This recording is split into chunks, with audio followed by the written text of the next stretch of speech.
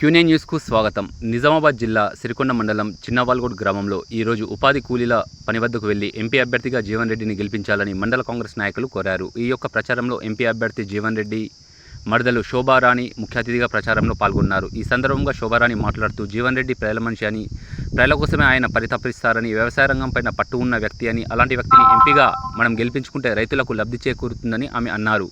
మోదీ సంవత్సరానికి 2 కోట్ల ఉపాధి కల్పిస్తామని అన్నారని, 10 సంవత్సరాలలో 20 కోట్ల ఉపాధి రావాలని మరి వచ్చిందా అని ఆమె అన్నారు. గరీబోని ఖాతాలలో 15 లక్షలు జమ చేస్తా అన్నాడని, ఒక్కరి ఖాతాలో కూడా 15 లక్షలు జమ చేశాడా అని ఆమె ఆరా తీశారు. కాంగ్రెస్ ప్రభుత్వమే ఈ ఉపాధి పనిని కల్పించిందని, కులమతాలు భేదం లేకుండా అందరినీ ఒకే దృష్టితో చూసే ఏకైక జాతీయ పార్టీ కాంగ్రెస్ పార్టీ అన్నారు. తెలంగాణలో 10 సంవత్సరాల బీఆర్ఎస్ పరిపాలన, కేంద్రంలో బీజేపీ పరిపాలనలో ప్రజలకు చేసిందేమీ లేదని, ఒక్క రేషన్ కార్డు కూడా అమలు చేయని ప్రభుత్వాలకు ఓటు వేసి మీ విలువైన ఓటును వృధా చేసుకోవద్దని, మీ అమూల్యమైన ఓటును కాంగ్రెస్ పార్టీ చేతు గుర్తుకు ఓటు వేసి నిజామాబాద్ పార్లమెంట్ ఎంపీ అభ్యర్థిగా జీవన్ రెడ్డిని గెలిపించాలని ఆమె కోరారు. ఈ ప్రచారంలో కాంగ్రెస్ గ్రామ శాఖ అధ్యక్షులు గోవర్ధన్ రెడ్డి, మండల కాంగ్రెస్ అధ్యక్షుడు Bakaram Ravi, Narsareddy, Maipal, Erranna, Ramesh, Chandranayak, Srinivas, Narsing, Babu Prasad, Buchanna, Chinnangaram, Sayareddy, Ramareddy, Lakayat travels, Narsareddy, Narsaiah, society chairman Gangadhar, Ramulu, Surender, మండల గ్రామ కాంగ్రెస్ కార్యకర్తలు పాల్గొన్నారు. ఉంటాడు మీరు తెలుసుకుంటే ఆయన గురించి, ఎందుకంటే ఇంకొక వాళ్ళకి ఓటు కూడా వేయరు ఉన్నది చెప్తున్నా.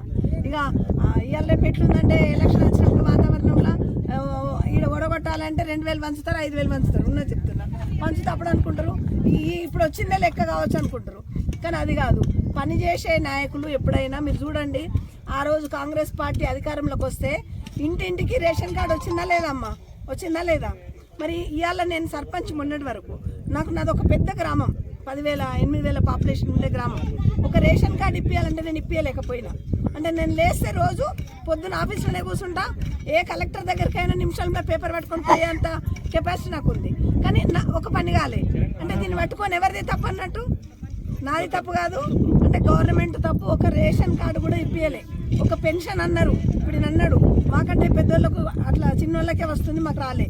వాస్తవంగా తప్పు కదా. నువ్వు 57 ఏళ్ళకి పెన్షన్ పెడతా అన్నప్పుడు 57 ఏళ్ళ కంటే ముందున్న వాళ్ళందరికి పెన్షన్ ఇవ్వన్నా ఇవ్వద్దా?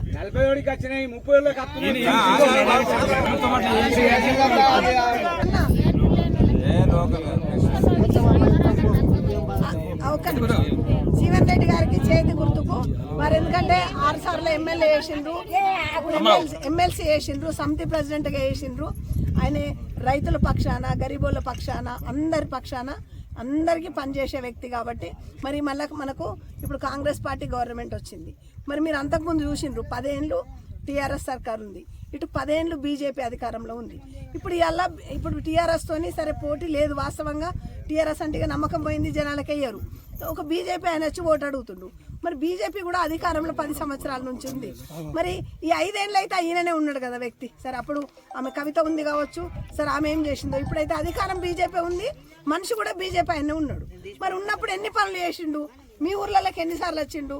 మరి మీకు 15 లక్షల రూపాయల అకౌంట్లలో వేస్తామని చెప్పిండు మోడీ, అవ్వడ్డాయా? మరి మీకు ఎవరికన్నా ఇండ్లు వచ్చినాయా?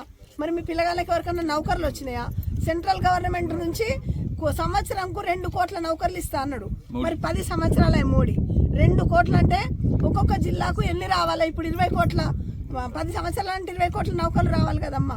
అట్లాంటప్పుడు మన జిల్లాకి ఎన్ని నౌకర్లు రావాలి, మన గ్రామంకి ఎన్ని రావాలి? మరి సంవత్సరంకు మనకు 2 లక్షల ఇండ్లు ఇస్తున్నామన్నాడు. మరి ఆ 2 లక్షల ఇండ్లు మోడీ ఇచ్చినాయి, మరి ఇటు కేసీఆర్ ఇచ్చినాయి. ఎక్కడ ఎన్ని కట్టిందో మరి మీరు చెప్పాలా? సంవత్సరం అంటే 10 ఏళ్ళు, 10 ఏళ్ళ వాళ్ళే 2 లక్షలు, వీళ్ళే 2 లక్షలు అంటే చూడండి. మరి ఎక్కడ ఏమొచ్చినాయి? మరి ఎంతమందికి నౌకర్లు వచ్చినాయి, ఎంతమందికి ఏమొచ్చినాయి? ఈ కరువు పని ఇవాళ మీరు చేసే పని కూడా ఆనాడు సోనియా గాంధీ, మన్మోహన్ సింగ్ గారు కూర్చొని ప్రజలకి అందరికీ పని లేని దినాలలో పని ఉంచాలి అని చెప్పి ఎప్పటికప్పుడు వార్తలను వీక్షించేందుకు Q9 న్యూస్ ని సబ్స్క్రైబ్ చేసుకోండి, లైక్ చేయండి, షేర్ చేయండి. విలువైన సమాచారాన్ని ముందుగా మీరే తెలుసుకునేందుకు బెల్ బటన్ ని క్లిక్ చేయండి.